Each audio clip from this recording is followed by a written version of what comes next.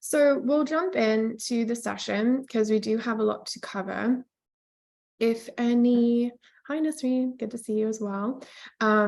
If you do have questions as we go, feel free to put them in the chat, but we are gonna wait till the end for questions because we have a lot that we want to cover and we don't want to have to skip over slides.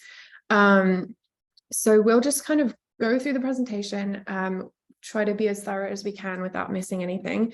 And then hopefully we'll have about 10-15 minutes or so for questions, but we'll see how we do for time. But like I said, if you put the questions in the chat, then afterwards we can just go revisit them. It will probably be more efficient that way. All right, so let's get started. So this is a really important topic, and it's something that Anand and I covered at the American Medical Writers Association conference in November. But because a lot of people weren't able to attend live, especially because the COVID situation was still a bit precarious, we decided that we would present it as a webinar as well so that we can open it up to all of you guys. And it'll be a really nice refresher for those who did attend, who maybe wanted to repeat some of the content because we did have to go through it pretty quickly. So me and Anand will have a little bio in a moment, so you'll learn who we are. This webinar is brought to you by Prospology. If you don't know who we are a coaching company. We help people primarily from a healthcare or an academic background transition into freelance medical writing. It's a very multidisciplinary approach. We have a number of different experts on the team, Anand included, and I'm not going to get into the details of it now, but if you are interested in learning more, we'll have some resources at the end, and you can reach out if you have any questions about the program. All right, let's get going. So, as I said, most people who we work with who are entering into freelance medical writing come from either a healthcare or an academic background. Now, there are people who come in from non-science backgrounds as well. Maybe they have a journalism background, or maybe they have a marketing degree or something along those lines. But there are some very common themes that come up in terms of self-doubt and imposter syndrome. So that's what we're going to be diving into today. Mostly this comes from a place of knowing that you need to have a strong personal brand. You need to be able to sell yourself. You need to be able to differentiate yourself from other people in the field. And so there's a lot of emotions that go along with that. And that's what we're going to be diving into. So the aim of today is to help you step into your new identity. Now, identity is something that we often associate with our past lives or past careers or things that we've previously done. So when you're embarking on a new career, especially a business, and when it's your first time having a business, it can take a while to actually identify as a freelance medical writer. So we're going to cover some of the common challenges that people face and some of the experiences that they've shared with us, and some of our own personal experiences as well. And then we're going to get into some practical tools that you can use to help you overcome these resistances. Okay, so introduction wise, which should be fairly brief. So we're going to be recognizing some of the signs of imposter syndrome that arise from entering the field. And then we're going to get into some of the practical tools that you can implement as you navigate having your own business for the first time. So we're going to cover these 4 areas: your identity, which I briefly touched on, the emotional impact of becoming a freelance medical writer, the imposter syndrome specifically, and then practical tools. So I'm Sophie. Nice to meet you who don't already know me. And I'm with Anand Devasanam. We're going to introduce ourselves in just a moment. So my backstory is that I used to work in healthcare. I was a dietitian. I felt quite frustrated by that path because I felt like there was very much a ceiling on my growth potential, my earning potential. I couldn't really make the impact that I wanted to in the field. And the communication side was pretty minimal, but that was always what I was drawn drawn to the most. So whenever I had to present to groups of nurses or physicians or other dietitians or groups of patients, I loved that.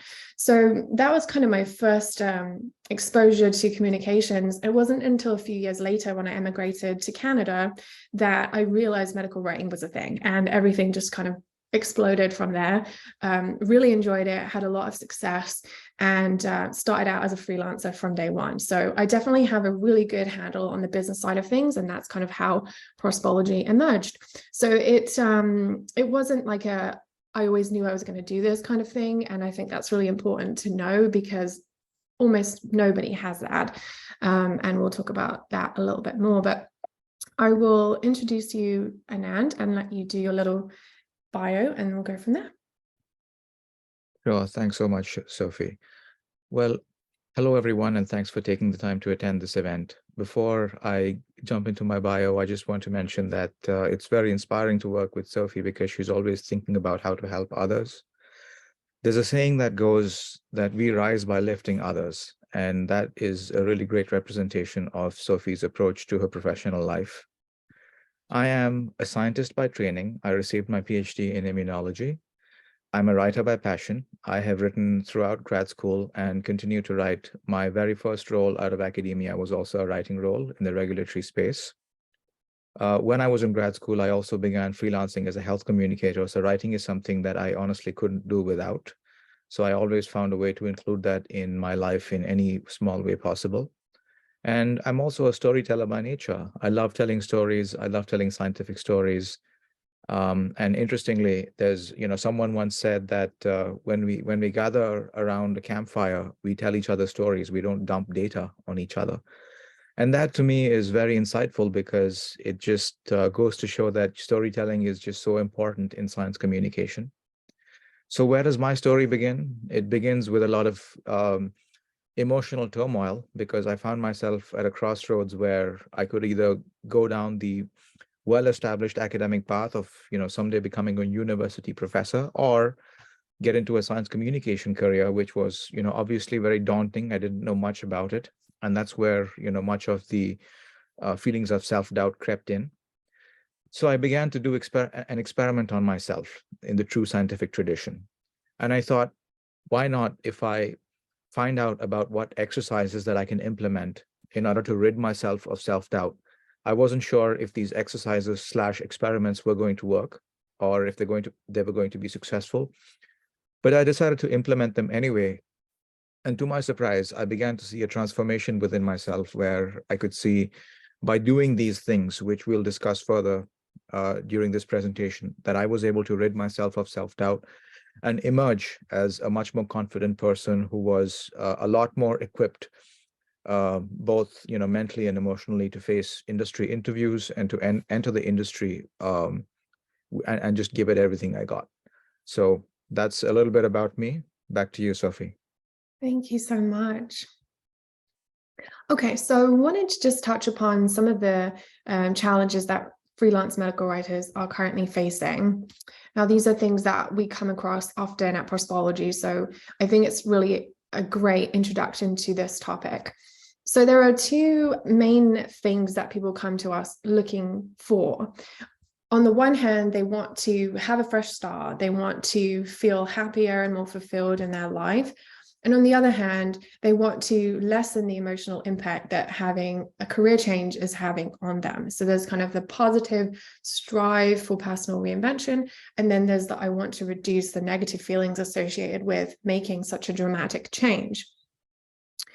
So when we look at these areas in more detail, this is really what it comes down to. So in terms of goals, like what people want the most, this is what we see. Number one is job satisfaction. So people are looking to have more satisfaction in their career. They feel bored, they feel frustrated, and they generally just want to change things up. Number two is freedom. This is a really big one. People are really drawn by the idea of working remotely, working on their own schedule, deciding what they want to take, what they don't want to take, and just the travel opportunities and everything that opens up for them. And the third one is work-life balance. We don't have to conform to a 9 to 5, 40-hour-a-week structure anymore. We can determine how much we work and when we work and how we work. And so a lot of times people come to us because they're feeling burned out. They don't really have the freedom or the ability to create that balance in their life. And freelancing is something that gives them that opportunity. If we look at each of these in a bit more details, these are some of the things that people have said specifically who we have spoken to at Prospology. So on the job satisfaction side, I want to learn new skills and move out of my comfort zone. I hope to make big strides with my writing and show what I'm capable of. I want an outlet to use my education and knowledge base. So as you can see, there's really like this need for a challenge. Like, I know I'm capable of doing more. I know that I can do something with my writing and with the skills that I have, but it's going to require me to push myself a little bit. And that's where the satisfaction and the fulfillment is coming from. On the freedom side these are the most common things we hear. I want to pick and choose when and how I want to work. My goal is to achieve financial independence with flexible remote work. So again, coming back to this freedom theme, it's very, very common because you do have control over when and how you work. And it does give you that ability to choose what you're charging and how much you're taking on and what that looks like in terms of your lifestyle. And the third goal is the work-life balance. So a lot of people come in, they've got young children or they're at home a lot and they want to be able to spend time with their family. And obviously going in and out of the office or commuting doesn't really allow for that. So freelancing is a great opportunity to do that more. And then also a lot of times we hear that people will have chronic health issues that they need flexibility in order to manage, or they don't want to be working all the time. They need to be able to take care of themselves when that is required and then work when they want to make a living. So that's the work-life balance side. In terms of the barriers that people perceive when they come into the field, which is what we're going to get into more today, there are 3 areas. So one is self-promotion.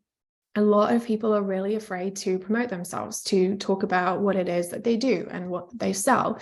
And the confidence around that is really quite problematic for a lot of people. The second thing is lack of focus. So it can be quite overwhelming when you're entering this career for the first time, and you might have a lot of inspiration or motivation, but you don't necessarily know what to focus on in order to get the results that you want and grow a business. The third perceived barrier is self-doubt. So when you aren't sure if you have what it takes to succeed, and that's really a lot of what we're going to get into today. But just looking briefly at each of these, on the self-promotion side, a lot of it comes down to advertising or selling myself or selling my services. And another person said, I do not have a solid marketing plan, which is very representative of what people come to us with. The self-promotion side of things it's not something we've really been taught how to do in school. It just comes through experience. And when you're doing it for the first time, it can feel quite intimidating. In terms of lack of focus, I haven't achieved my goal yet because I was focusing on traditional routes. A lot of people think that they're the only ones who come into medical writing from a non-traditional path, but actually it's very rare for somebody to have planned this and have sought this out, because typically people don't find out about it until much later on. But then on the business side of things, like, I don't know how to establish myself. If you haven't had a business before, then it's really difficult to know what to focus on, like what is actually going to move the needle, what is going to make me money, what is going to get me clients. So that's a common thing that we hear as well. And then lastly, self-doubt. So I have the skills needed, but no experience in the industry. The fear of the unknown and failing has always scared me. I'm used to having a stable job and salary. I've never been without one. So there's a few kind of areas here that come up. It's this fear of like, I don't have enough experience, or I haven't done exactly what I'm going to be asked to do. Or I haven't been on this path before, and I've always had like a predetermined path to follow, and I don't want to fail. I don't want to tell people that I'm going to do this and then let them down or let myself down. And then the idea of like having an unstable income or not knowing how much you'll be able to make within a certain time frame, that can be quite scary for a lot of people. So handing over to Anand, who's going to talk about these things, specifically the self-doubt on the academia side. Thanks, Sophie. So good science is all about asking good questions. Sometimes, however, scientists ask questions of themselves, which can lead them down all kinds of rabbit holes and, thinking patterns, which may not be the most healthy. And one of the important things that I have learned as someone who is genuinely interested in coaching other people to become successful, and as someone who really loves watching people succeed, is that I really focus on the questions that they ask. And because the questions that they ask can be very telling about what they're going through, what kind of a feeling or an emotional barrier that they might be trying to overcome in order to achieve what they want to achieve. One of the questions being, will my voice matter? So this again is a question that I hear often from scientists. Will the industry accept me as a science communicator? This question points toward whether or not a person can be included as a science communicator. The fact is, scientists communicate science very often. However, we sometimes ask this question of whether we can communicate science in industry. The answer is yes, but the person who's asking this question finds it really difficult to say yes to themselves when they ask this question. Will the industry see me as a derailed scientist? This to me is a very intuitive question because many a times in academia, people usually have the assumption that you have to follow the established route. And if you don't follow the established route, then perhaps you're not talented, or perhaps you're just not good enough for academia. That's not true.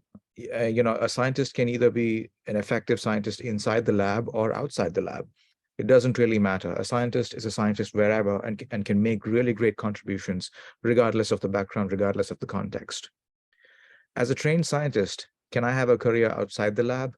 This again is kind of connected to the previous question, where people have spent so much time in the lab and have become so acclimated to the lab environment that they begin to even question if there is such a thing as life outside the lab.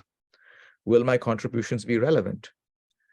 Within the academic culture, there is a huge focus on how much you need to publish and how your contributions need to be relevant all the time. In the medical writing field, however, every little thing that you do is pushing the needle slightly toward the goal that you want to achieve. So unlike in science, where contributions happen in leaps and bounds, punctuated only by periods of inactivity, in medical writing, every single day is a small step toward the goal that you're trying to reach. And so, yes, the contributions will be relevant. However, it's difficult to see that coming in from an academic culture. And finally, will people take me seriously? This is a question which may not be specific to people transitioning into medical writing, because I've seen this come up in people transitioning into other areas as well, but more often for people transitioning into medical writing, because there is a realization that comes in that even though the role is called medical writing, it's about it's a balance between writing and communication, because medical writers have to own the process, even though we may not own the specific document. The document may belong to a client, but we own the process of getting them there, getting them to the finish line. And so that obviously requires a lot of communication, and that requires to be in a position where the medical writer can have some sense of knowledge authority and convince all stakeholders that they know what they're doing and they're moving in a way which is consistent with the overall objectives of the project. And so it's important to come across as someone who's being taken seriously. However, for someone who is experiencing a lot of self-doubt, this is often a question which pops up.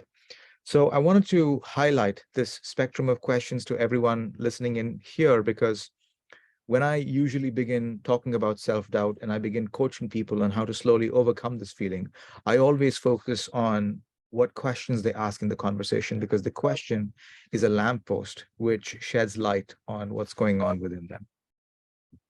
Back to you, Sophie. Yeah, well, I think you're going to be doing this new section, so I'll let you introduce that. Sure. As as is tradition with many scientific presentations, I like to begin with a definition. So I have searched the literature on exactly how imposter syndrome is defined, and a few points keep coming up time and time again.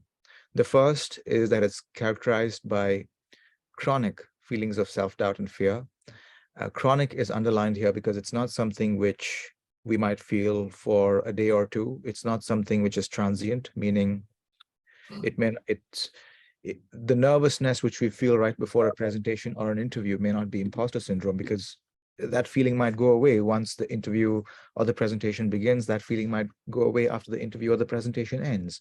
However, if the feeling is just so chronic and debilitating, then it's one step closer to snowballing into imposter syndrome. There are two other signs of imposter syndrome which come up in the literature. One is, despite evidence of having skills and abilities, those suffering from imposter syndrome are unable to internalize a sense of accomplishment. And three is, they believe that they're less intelligent and competent than people actually perceive them to be. And so the analogy that I like to use is the analogy of trying to make a fire. You need three things in order to make a fire.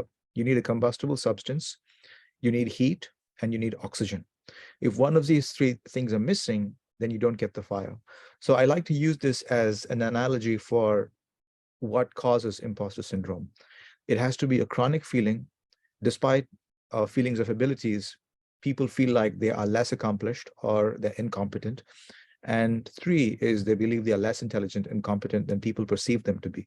So it's really a combination of these three things, and not just one or two, which might lead people to believe that they're experiencing imposter syndrome. Many times people don't know that they might be experiencing imposter syndrome. So it's important to have conversations about it, and it's important to find out about it in order to find out whether or not that feeling is there. Once the acknowledgement and the recognition of the feeling has taken place, the next step is to slowly start using some exercises to overcome those feelings. And for any of you here who don't want to delve into scientific definitions, but want something a little bit more high level, here is kind of the 30,000-foot view of what imposter syndrome looks like and feels like. It's not who you are that holds you back. It's who you think you're not.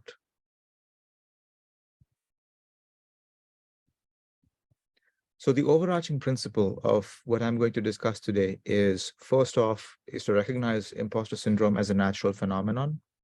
It's as natural as anything else.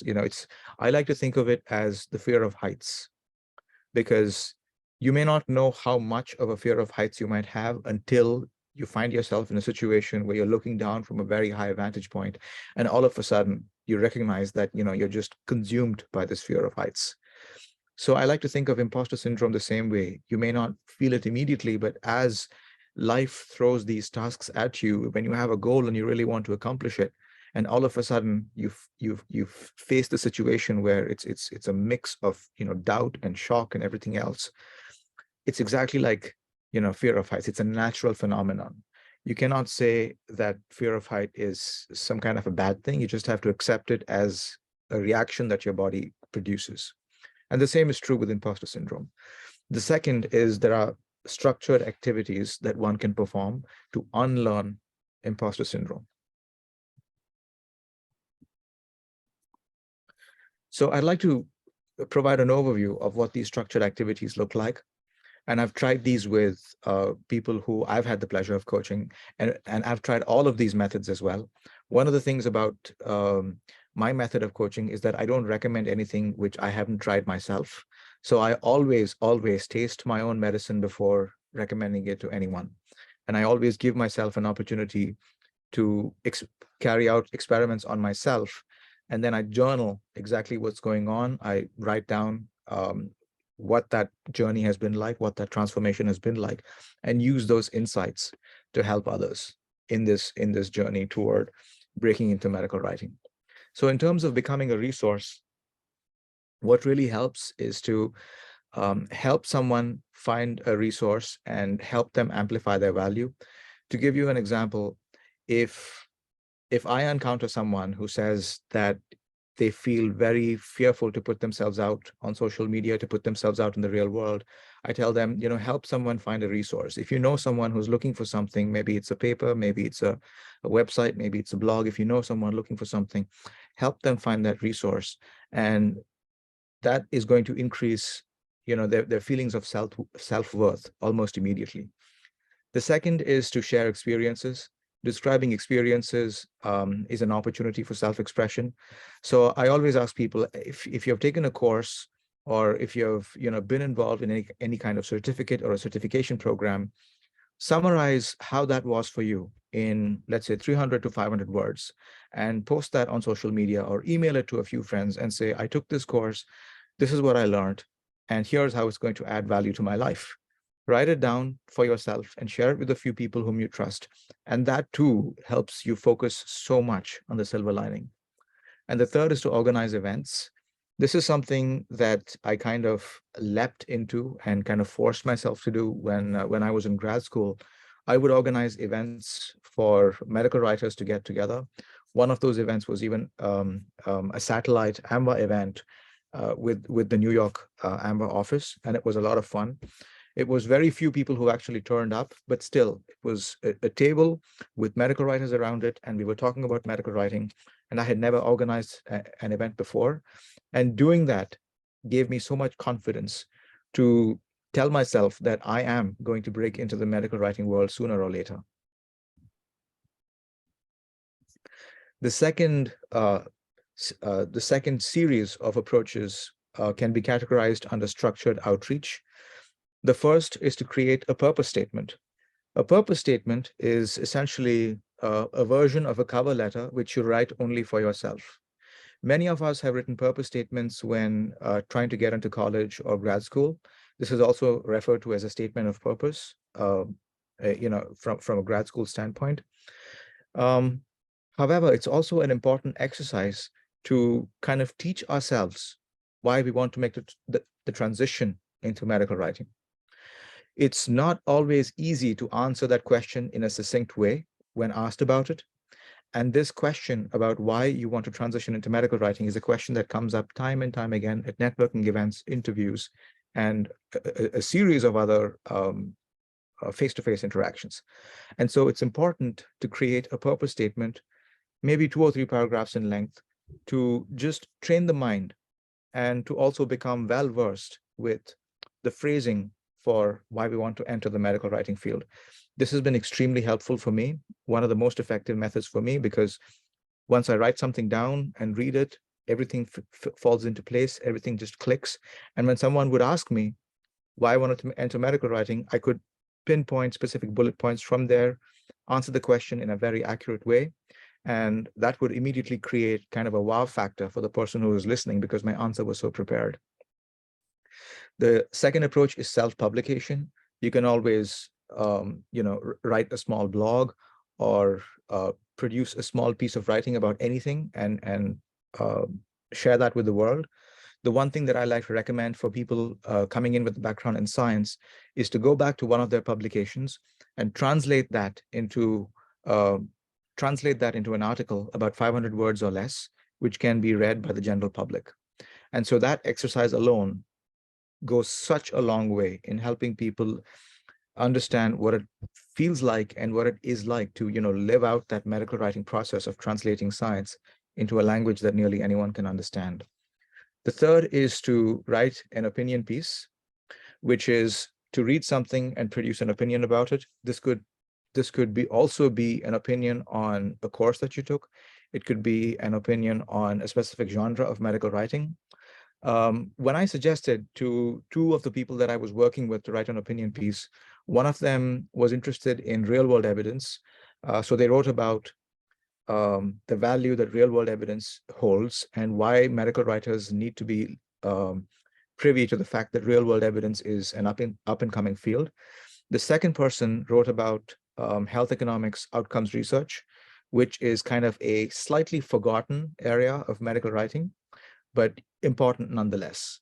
And so these opinion pieces were really important in helping them not only inch closer to the kinds of roles that they wanted, but also an opportunity for them to just let the world know and increase visibility and say, here I am applying my mind, applying my skills, and teaching myself that I can do the work that I need to do. The third series of approaches can be classified under adding value. The first is volunteering. There are many organizations which like to involve volunteers. Some of these volunteering opportunities involve writing as well. I have benefited tremendously by volunteering. When I was in grad school, I reached out to a research foundation that was working on a rare disease, and I volunteered for them and I wrote a newsletter for them. And I'm someone who grew up in India, where, as many of you know, alternative medicine is very popular. So as a kid, when I would get a fever, I never took Tylenol. There was always a home remedy or some kind of alternate approach. And if all that failed, then I would reach for the Tylenol. And so I was interested in the melding and the coming together of conventional medicine and alternative medicine. And I found a research foundation who was looking for, just a volunteer writer who could help them produce some materials about that. And I had a chance to work on that as well. So there are many writing opportunities, volunteering opportunities out there, as long as you keep your eyes open to them and make a commitment to volunteer for, even if it's 6 weeks, 8 weeks, 10 weeks, whatever it is. Even that much time alone can add so much value and help you realize your potential. Then, of course, there's collaboration. If you don't feel like working alone, you can always collaborate with others and bring a project to fruition. This example is kind of, close to my heart, because with the very first role that I had, I collaborated with 2 other individuals who were also in a similar situation to me, which is, facing a little bit of self-doubt and facing a little bit of imposter syndrome. And we came together and produced a poster on real-world evidence, which went on to be presented at the European Medical Writers Association in Vienna, and that was a lot of fun. That project was a lot of fun. So again, you don't have to go through this journey alone. If you happen to connect with anyone who's also planning on making that transition, you can say, hey, let's collaborate on a piece. Let's put something out into the world which will increase visibility for both of us and help both of us feel so much more ready to enter the medical writing world. The third, of course, is commenting. This is a method which I added toward the end of this whole exercises that I suggest to people, because most people are okay with doing things like volunteering, doing a purpose statement, self-publishing, writing an article, translating science. But there are a small set of people who feel kind of apprehensive and who feel that they don't want to do any of that. They feel reluctant to try any of that. So the gentlest method that I can think of is, I tell them, just go to LinkedIn, find an article that you like, and write a 1-line comment about it, and that's it. And that's going to put your name out into the world in a very small way. And perhaps next week you can comment on 2 articles, and perhaps next week you can comment on 4 articles. And slowly you can build yourself up to feeling comfortable to write something of your own and share it with the world. The final method that I want to, a series of methods that I want to talk about, is to seek stories. Seeking stories from people in the medical writing field is extremely powerful in building motivation. Because when you ask people about their story and you ask them about that initial spark that led them into choosing medical writing, it could remind you of your initial spark that led you into choosing medical writing. If you are on the fence on whether or not you'd like to be in the medical writing world, speaking with someone who was motivated to enter medical writing can help push you in the right direction and can help you get off the fence and commit more strongly toward medical writing. The second important message that you can derive by seeking stories is to discuss how people made the transition happen. And I often ask people who I've had the pleasure of working with to go into informational interviews and say, what was your interviewing process like? What did you learn? And what were the difficulties? What were the challenges? So speaking of challenges, it's also important to talk about the highs and lows of people's careers and people's jobs. When when I suggest questions for informational interviews to my mentees, I always say, take a moment to ask about the person's um, best thing about the job and most annoying thing about the job. It's completely okay to ask, especially it's okay to say, what do you find most annoying about your job? And the way they answer that question is going to be so insightful, and it's going to give you some really interesting things to think about and things to talk about when you begin interviewing for medical writing roles in the future. Thank you so much, Anand. So we're going to be transitioning into some more practical tools coming from my experience and some of the things that we teach our students at Prospology. So there are a few areas of personal branding that I want to touch on first. The first one is niching. So it's really important to have a very well-defined niche when you are first entering the field as a freelance medical writer. It does help you stand out. It does help you become more memorable.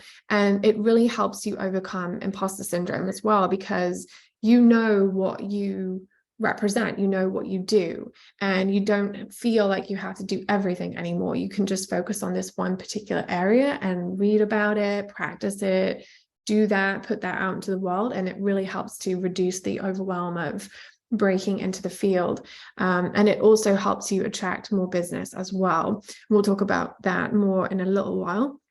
The second area of personal branding that a lot of people overlook, but I think is really, really important, is alignment. You have to be in alignment with the business and the brand that you are creating. You can't have a personal brand that isn't actually reflective of who you are as a person.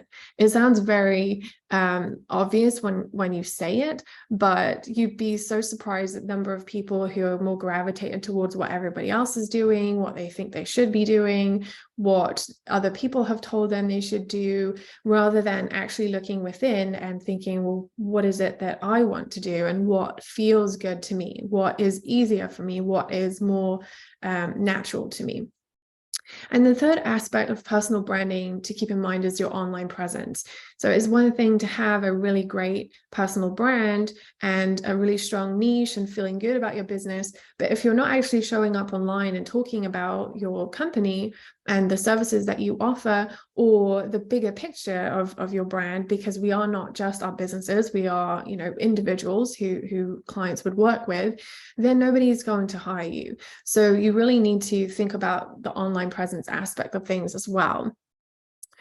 So we'll go into each of these a little more detail. On the niching side, it can take people a while to figure out what they want their niche to be. And so this visual can help with that way of thinking a little bit. So on the one hand, we have like passions and interests. They're very similar, but passions are more things that you just really enjoy, like you naturally do them, you're enthusiastic about them. It's kind of an extension of the things that you would be doing anyway if you weren't actually working. Whereas interests are things that you want to do, you feel pulled to do, that you could do for a long time and not get sick of. So you need to think about kind of both sides of that. And then on top of that, you need to take into account your prior experiences. So it needs to be a fusion of all of these things. You can't just look at your experiences and say, well, I studied immunology, therefore I have to specialize in immunology. Because if you don't want to do that, you're going to have a really hard time with the alignment part of your brand. You're not going to actually be attracting the right kinds of clients or the right kinds of projects. Whereas if you focus purely on something that interests you, but you don't have any knowledge or experience in that area at all, it's going to be much more difficult to promote yourself and to show people that you have the skills and the knowledge and the ability to carry out that work. So you want it to be a fusion of all of these things to then form your story and your messaging. In terms of the alignment, there's three areas of that I would say are important to consider in this order. The first one is self-awareness. So you really have to know yourself very, very, very well. You have to actually think with a clear mind and an objective mindset about what makes you special, what actually makes you different from other people.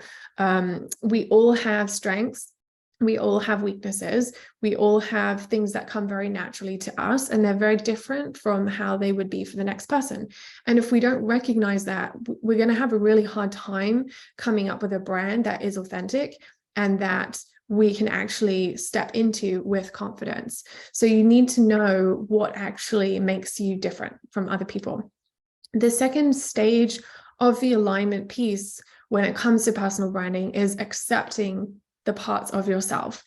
We all have parts of ourselves that we don't particularly like, or we wish that we would change parts of ourselves, which is completely natural. But if you cannot accept you for who you are, the good things and the less good things, and build a strong relationship with yourself where you can trust that if you have an opportunity, you can follow through with that, that you're not going to go against your values if you have an opportunity. You really have to look at everything that is there, and you have to say, this is who I am. I accept this, and I can work with this and move forward. And then to take it a step further is leaning into yourself. So you actually have to embody your brand. You have to live and breathe your brand in everything that you say and do.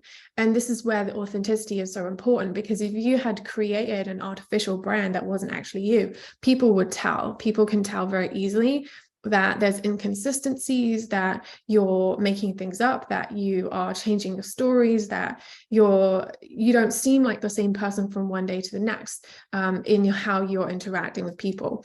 But more importantly than that, you are actually embodying the values and the beliefs that you have, so that you are attracting the projects that you want and the people that you want to be working with, and it's easier for you to say no to the things that don't actually serve you. And that's a really important part of branding, as well as knowing who you're not and what you don't want to do. And then on the online presence side of personal branding, there's a few things I wanted to touch on here. One is actually showing up. So I would say the three most important ways that you should be showing up in your business is, first of all, on your website, and your portfolio may be on your website as well, so that you could look at that as one thing, but you want to have your brand actually visible. So somebody can just go, even if it's just a one-page site, doesn't have to be overly complicated, but it will talk about who you are and a little bit about your story, what your niche is, some of the things that you deliver, and people can reach out to you. And then your portfolio is another way that you need to show up. You need to actually showcase some of your work, whether you've crafted it specifically for your portfolio or you've managed to kind of redact some things that you've done for clients or what have you. Doesn't really matter, as long as it is reflective of your brand. You don't want to have writing samples that are not reflective of your brand, because it's just not going to be attracting things that are in alignment with your brand. You have to really think strategically about that. And the other place where you should show up, as Anand touched on earlier, is on LinkedIn, specifically your profile. We've already talked about the commenting side of things and the engagement, but your profile itself is a reflection of your brand, and it has to be consistent with who you are, what you do, your niche, and all the things that we talked about earlier. A couple of other things here, you could think about other sources of social media. You could also think about having a newsletter or some way of putting content out into the world. I would say that they are less critical when it comes to getting a business going and overcoming imposter syndrome. You're going to have much more traction and success with these first three. Secondly is clarity. So a lot of people, even when they've chosen a niche, they basically just ignore the niche and continue doing what they were doing before, and nobody even knows about the niche, which is not going to help. There's a lot of fear of actually having a niche and saying, this is what I specialize in and this is what I do. But it's one of the most important things that you can do as a business owner to actually succeed. And so with your profile, with your website, with the way that you talk about yourself, the way you introduce yourself at networking events and so on, that niche has to come through. It has to be very succinct, very specific, and that way it will be memorable to people who meet you. And then lastly, consistency. So I touched on this a little bit, but everywhere you talk about your brand, everywhere that you talk about yourself, whether it's in writing or verbally or in person, online, what have you, it has to be the same messaging.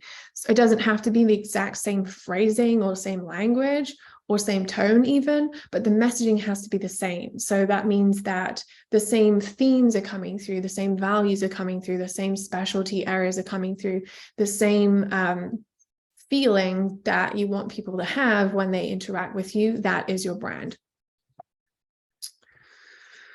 And then I also want to talk about confidence specifically.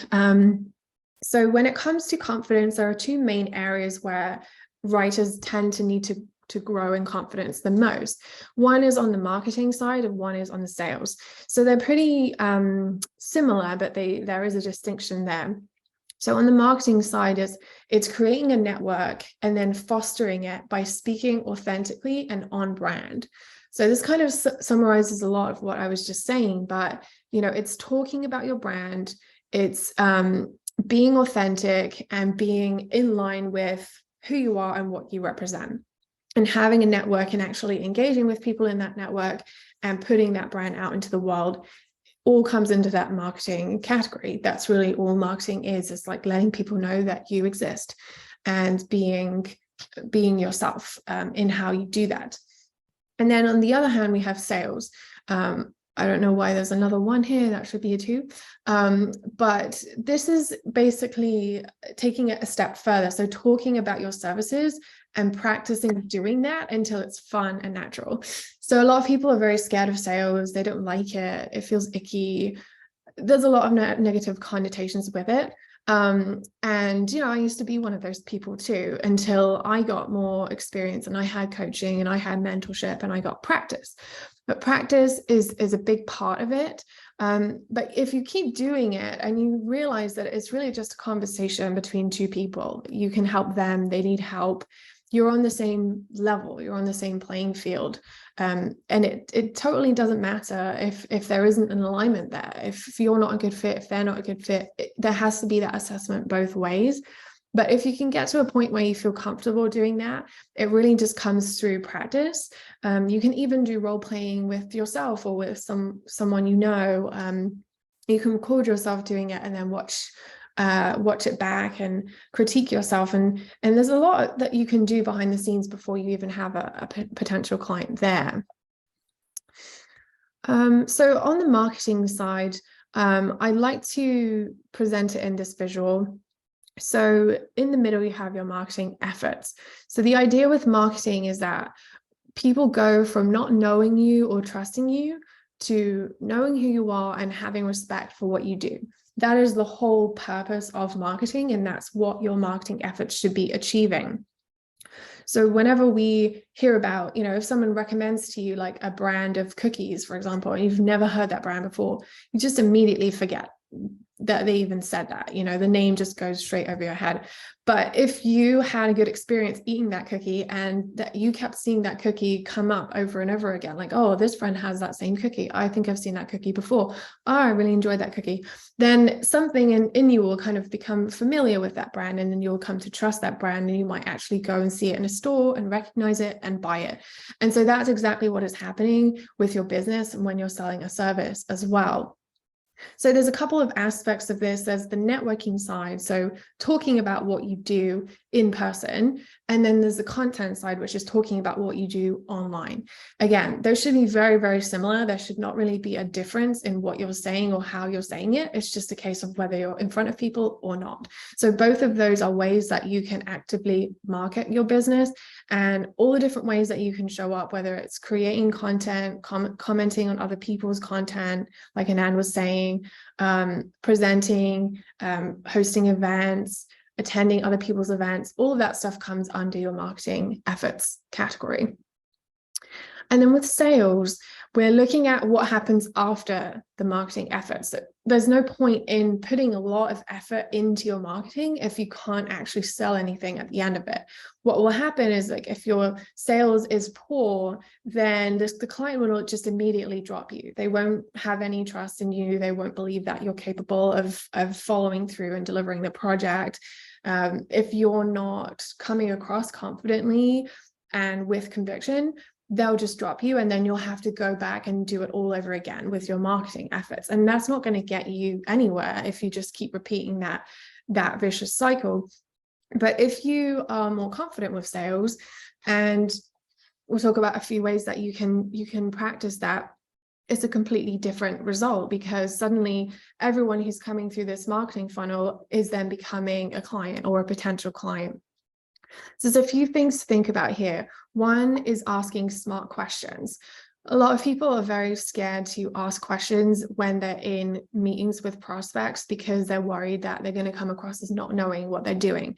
But in actual fact, if you know which questions to ask, and there are tons of them, then you actually come across as someone who knows what they're doing, because there's a lot of information gathering that goes into not just meeting with someone for the first time and deciding if you want to take them on as a client or not, but also meeting to discuss project specific things.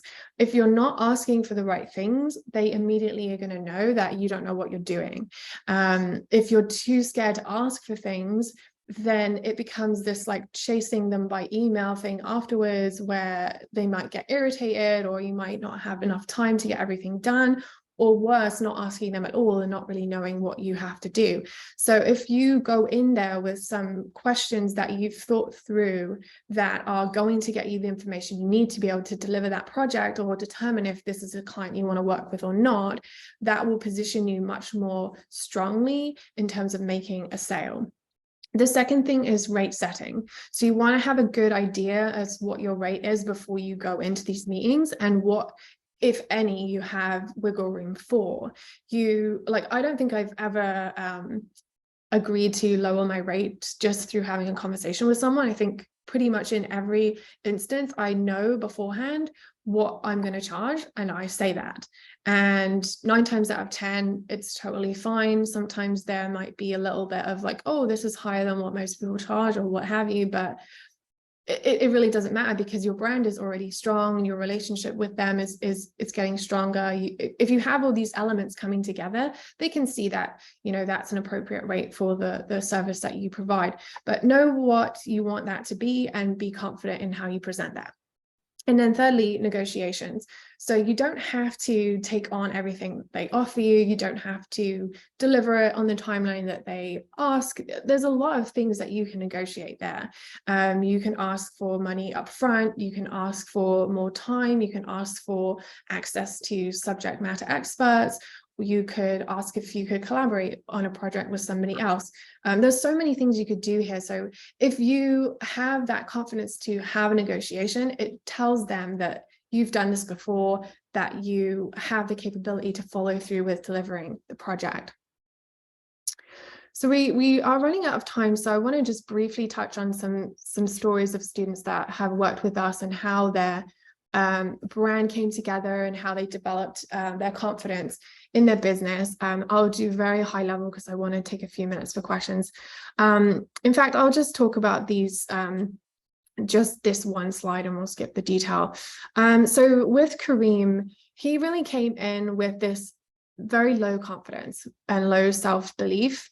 He actually had quite a bit of experience in medical communications as like a director, as I think he'd done some writing as well.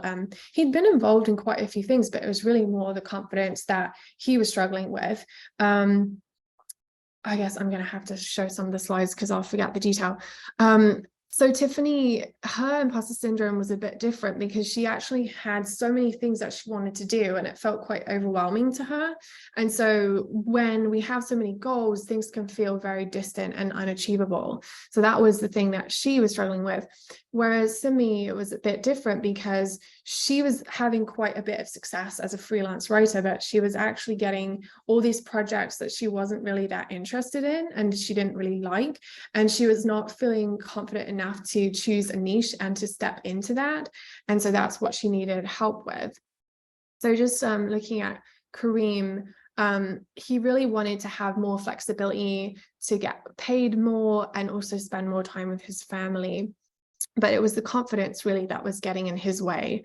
So when he developed a niche in an area that he felt really confident in, that confidence went up a lot, because he realized, like, I know a lot about mental health and about diversity and equity, and that's what I do now. So it helped him raise his hourly rate in a way that actually gave him the freedom that he was looking for. And it helped him recognize the value that he contributes to the industry. So he was able to secure some work at a good rate very, very soon after the program. And like he testament that that it was the confidence really that was the main shift for him. For Tiffany, like I said, she had a lot of aspirations. She wanted to monetize the skills that she had, but she really wanted to make progress very, very quickly. And she was transitioning out of pharmacy. So she felt overwhelmed by the idea of choosing a niche. And she also wanted to do a lot of different things and think about gaining confidence as well. So when she chose a niche, it really helped her again step into her confidence, because she was able to combine this teaching and this creative side of her that she could showcase everywhere, online and in person as well. So she started building a network of people who were interested in that kind of stuff, and now she has this business that has multifaceted, because she has the design side, the writing side, the illustration side, and she ended up getting into producing content for a nursing program at a private university, which allowed her to bring this creative element to her work as well as the writing.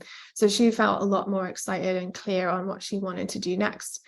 And then with Simi, as I mentioned, it was like this, I don't feel like I can specialize, and I don't feel like I can charge as much as I want to, and I'm just getting caught up doing all these things that I don't really want to be doing. But actually she wanted to specialize in medical cannabis and psychedelics. That was her thing, and to make sure that the income was stable.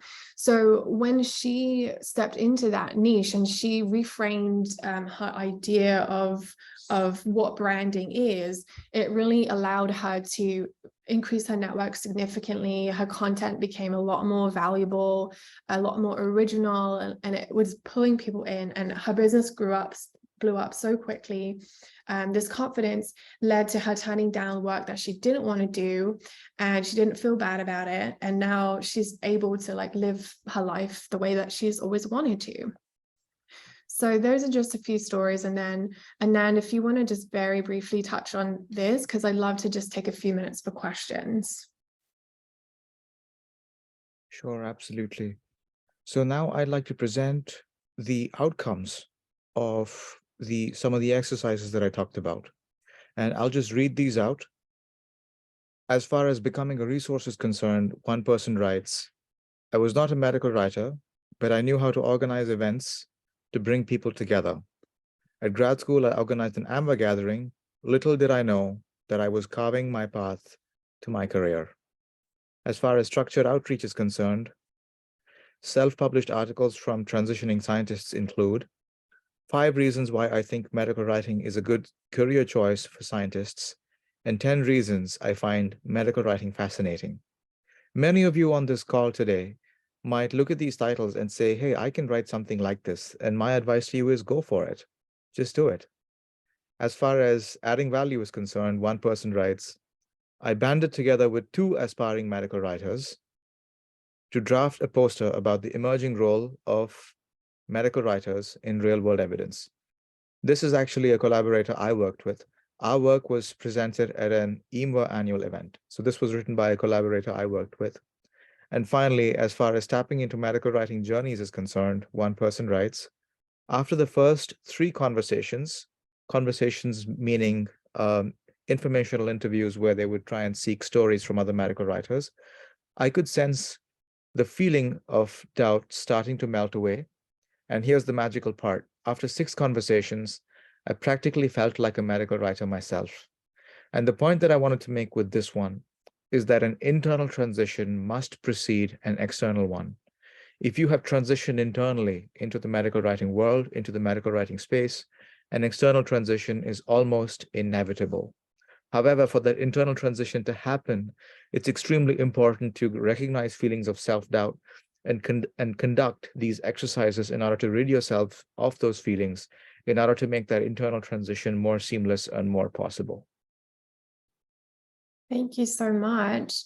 So just before we get into a couple of questions, if you do want to keep in touch with myself or Anand, we're both very active on LinkedIn, so you can search us up here if you haven't already. I'm constantly posting content, and I see some great stuff from Anand there too. We have a newsletter every Sunday that's free, and we're always sharing success stories of freelance medical writers who are breaking into the field. And so it's very inspiring, and it's all based on real people who we're working with in the program. And I'm always linking out to resources and all kinds of stuff that you can take advantage of as well. And I also have a LinkedIn newsletter that is specifically focused towards freedom-focused entrepreneurs. So it's not medical writing specific, but it's for people who really want to prioritize freedom in their life as a first-time business owner. So you can check out that. It's called Freedom-Focused Entrepreneurs. And finally, I will be following up with all of you later today to see if you want to purchase a recording of this session, or if you weren't able to attend the whole thing, if you want to have lifetime access to the content today, that is an option for you, and that just helps us pay our speakers as a sponsor. So we have a few questions in the chat. Let's see what is coming up here. Can you please provide a practical example of choosing a niche aligning passion, interest, and experience? Yeah, so I think Simi was a great example of that, Tanya, and I think you had asked this before that came up. She had done already a bit of work in the psychedelics and the cannabis space, but she just hadn't allowed herself to specialize in that, because when you specialize, you need to eliminate everything else. You need to say no to things that are not aligning with that. And so that was what she loved to do, and that was what she was most knowledgeable about, and she had experience in that too. So it just made sense as a niche. But then what comes after that is actually leaning into your niche and saying no to the other stuff, and like having your whole profile, your resume, your website, your bio, everything you say and do relating to that. And that was what allowed her to attract a lot more opportunities. We have a question about portfolio. May I know what it should include? Also, while interacting with any client, the person asks for a sample and you cannot share. Yeah, so as Anand and I had touched on earlier, you can create samples that you can freely share, and you should do that with your niche and your brand in mind. So you want to actually write about things that you want to be writing about for clients in the style and for the audience that you want to be writing for and in. And that will mean that you can openly share those with anybody who requests them. I'll come to you, Anand, in a minute. Sorry. So I'm going to just get through these. All right, can you please elaborate on setting rates at the beginning of the career? Yeah, I think that's a good question. Really, like a good resource for that is to, if you're a member of the American Medical Writers Association, they do have a survey, a compensation survey that they do every 4 years that you can get the report from. And that way you can see what the average rates are for freelancers, and you can pick something like in the middle of that range. A lot of people think that when they knew they're supposed to pick something at the lower end. Don't do that. Don't do that. Definitely go for like the middle or even the high end. And because it's easier to start at a higher rate, and like if you have to negotiate a little bit down, you can if you want to. But also, like, it's harder when you have already an established client to increase your rates, especially on a regular basis. So it's better to just be in line with the industry standard to start with, because it really helps to showcase the standard of your work. And if you quote too low, they're going to immediately not trust you. Nobody wants to buy something that is suspiciously cheap, and that is the same in all industries. And then I don't know if you had any comments about those questions, or if anyone else has any questions, feel free to throw them in the chat. I think the first question was about finding your niche. One of the approaches which I like to recommend is to try and read as much as possible about the different types of medical writing, because as you know, there are just so many flavors within medical writing, and there are so many topics and subtopics. So in addition to reading, there are just so many more resources now about medical writing compared to when I began my career. So I think reading is a great place to start. And secondly, when you when you have a chance to speak with other medical writers, it's important to ask how they discovered their niche. Did they fall into it by accident? Was it deliberate? Did they meet a mentor along the way who suggested that this is something they could try? Did they meet a client along the way who threw kind of a curveball project at them, and suddenly they discovered that they had this amazing skill in this very specialty area?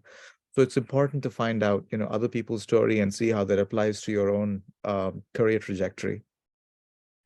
There was one additional question about writing samples, I think. So for anyone here who's coming in from a scientific background, I just want to emphasize that a publication is not a good writing sample because it doesn't represent your writer's voice. I've seen this happen dozens of times. I've seen this happen when I hire medical writers and I ask them to send me a writing sample, and they send across a PubMed link or a PDF file saying, I'm the first author on this. That's great. Congrats. You got your publication. But think about the number of edits and re-edits and how much that language has been changed from when you initially wrote it. Your writer's voice is probably completely suppressed or even wiped out by the time that publication finally comes out. So a publication is not the best representation of your writing sample because it must contain your true writer's voice. That's the point that I want to get across. Yes, I'm so glad you said that, because that's such a common issue for us as well, like not just with students, but when I've hired freelance medical writers in the past, even now, we've been hiring for medical editors, and a lot of people send samples that are just the same as everybody else's, and it doesn't actually really showcase what their capabilities are.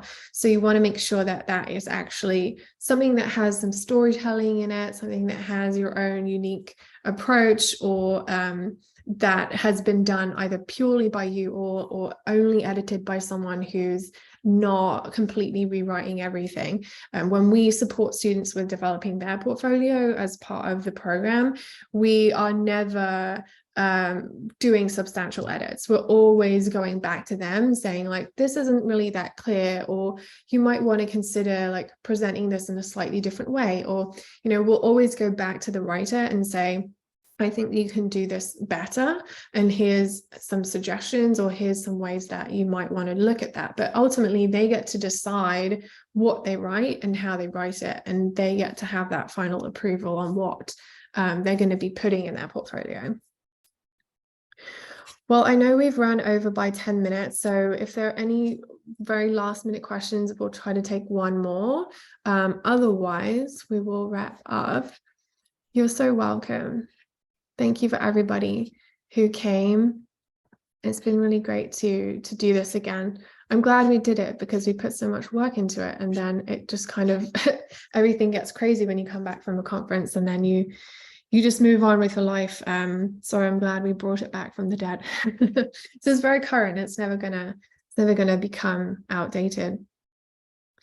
Yeah, you're so welcome. And thank you, Anand, for presenting with me, and for putting so much thought into this and sharing your own experiences as well. I appreciate that. My pleasure. I'm so happy we were able to speak about this topic and get these points out. Yeah, great. Thank you so much.